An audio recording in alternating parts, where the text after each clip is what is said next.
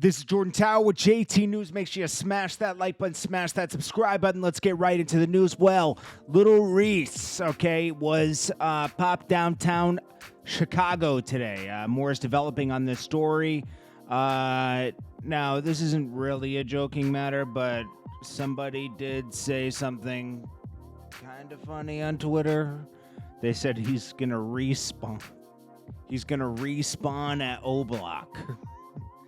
Now, I hope Lil Reese is all right. This is the second time, I think within a year, he has been popped in Chicago. His ops are on him. And you know what? It's hard to feel bad because Lil Reese is always talking about his ops and threatening and warning people, attracting more negative energy to him. Lil Reese is among 3 men that were popped inside a River North parking garage in Chicago. Chicago police, multiple sources I saw, like Twitter video of them arresting him.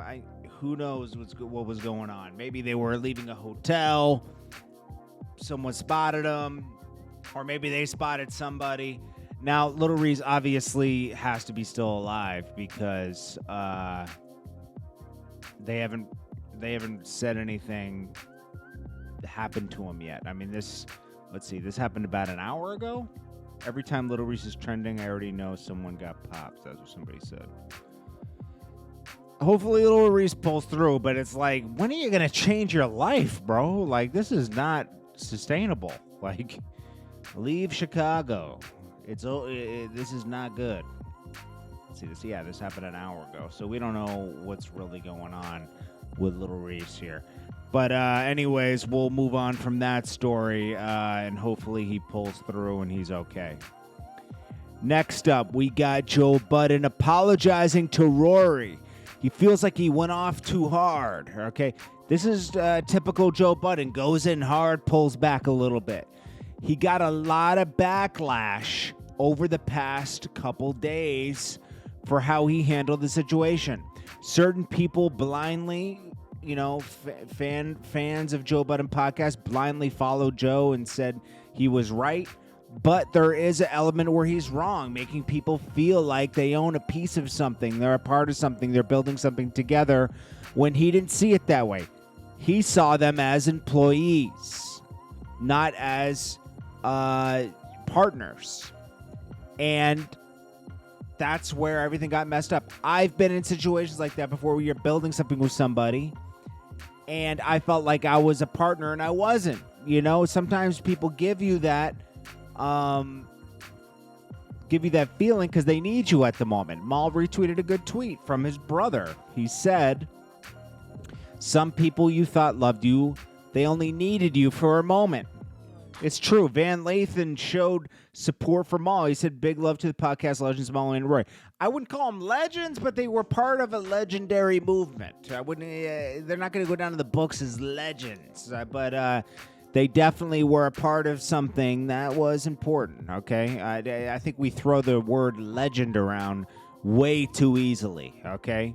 10-plus years is legendary, okay? They haven't been making money in the music business for 10-plus years. Joe Budden has. They haven't. They're a part of something. We'll see. Maul says next thing is money. So, they got money. He's got some money opportunities.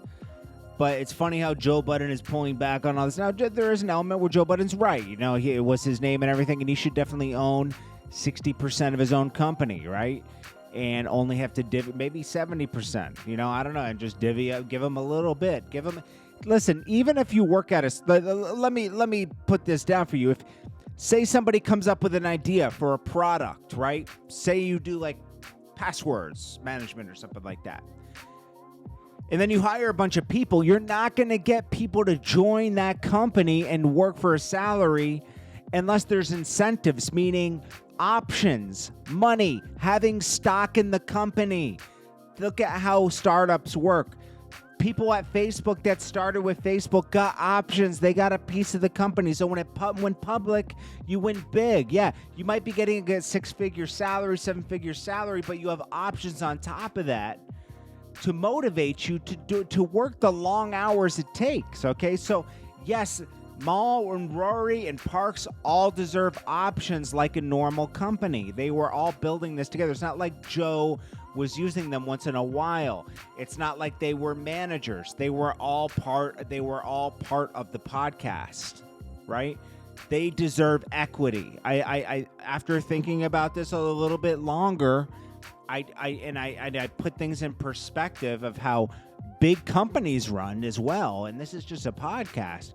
They deserve some equity, 5%, something in case Joe sells the whole product at one point. They get a payout. That's why people get options, for building something big like a network, right? That Joe's building for a bigger payout down the road when you can sell the thing you've been building. So Joe was wrong as well. And maybe they were wrong for the way they handled it. Okay? But, they just need to be men and sit down and talk about it instead of having this public blow up. This is some stuff you do in your 20s and early 30s, man. Joe's near 40. Joe's a little bit older than me, and I would handle this a lot different. And when you're past that halfway mark in your 30s, I'm 38 years old, man, and you definitely handle things different. Okay, we're old now. We're old. We're not young anymore. When I was young, I made a lot of mistakes. 38 is old. Joe, I think, is 40, right? So,